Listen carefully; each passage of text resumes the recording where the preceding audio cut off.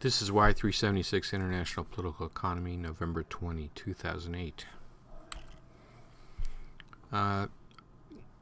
The relationship between globalization and agriculture is an important one and an important source of criticism of globalization.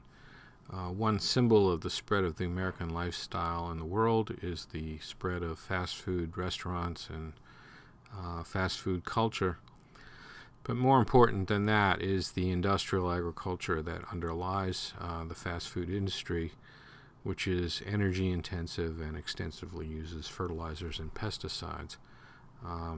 The question of alternatives is the question of whether organic food or local food or slow food are really viable alternatives to the agricultural system that we've developed. What's wrong with fast food? It has too many empty calories. It contributes to obesity. Obesity is connected with important kinds of diseases like diabetes and heart disease. There's a lot of waste produced, a lot of pollution involved in the fast food industry, and the targeting of small children in advertising is particularly unfortunate. Also, industrial agriculture favors a kind of monocultural form of agriculture in which you use large plots of land to grow a single crop like corn or soybeans.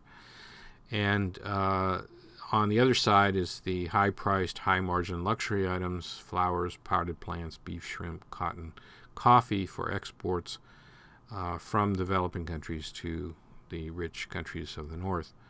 The machine-intensive production of factory farms produces unfortunate results too. If you click on the picture, you'll see a connection to the PETA film about the mistreatment of animals in factory farms. One of the pioneers of criticism of the monocultural agricultural system that we have established is Michael Pollan, who's a journalism professor at Berkeley, University of California. And in his 3 books, The Botany of Desire, The Omnivore's Dilemma, and In Defense of Food, he's criticized that system. Also, Ruth Ozeki, in her fiction, has written some interesting things. One of her books is called All Over Creation, and another one is called My Year of Meats. And again, the main theme is factory farms and the evils of factory farms. The increased use of genetically modified organisms. In the case of All Over Creation, it's about genetically modified potatoes. One of the reasons why people use GM foods, grow GM crops, is to reduce the use of fertilizer and pesticides, but that creates problems of its own. Anyway, you can read about that in the very funny and entertaining novel All Over Creation, if you like. Another political aspect is the rise of the so-called slow food movement. This is a picture of Carlo Petrini, who's the founder of the movement. When the McDonald's opened on the Spanish Steps in Rome, he was so disgusted that he decided enough is enough. He was going to stop it by creating a global movement with local chapters in which people got together on a regular basis to share food and to learn about local suppliers and about new ways to grow crops that would basically take us in a different direction. So the snail is a symbol of the slow food movement, and I believe if you click on the snail, it will take you to the slow food website. One of the big issues from environmentalists is that monoculture reduces biodiversity.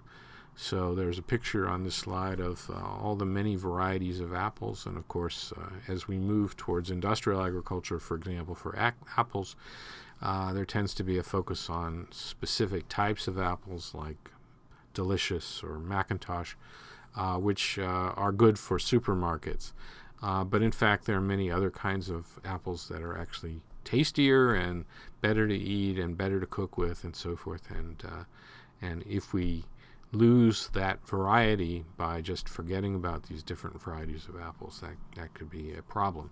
especially if pests or diseases decide to attack the strains of organisms that are grown in monoculture industrial farms. So there are people who are very concerned about the genetic engineering, the application of genetic technologies in agriculture. The main beneficiaries are major agrochemical firms like Monsanto, Novartis, DuPont, and Pioneer, and you can click through to read about those firms if you like.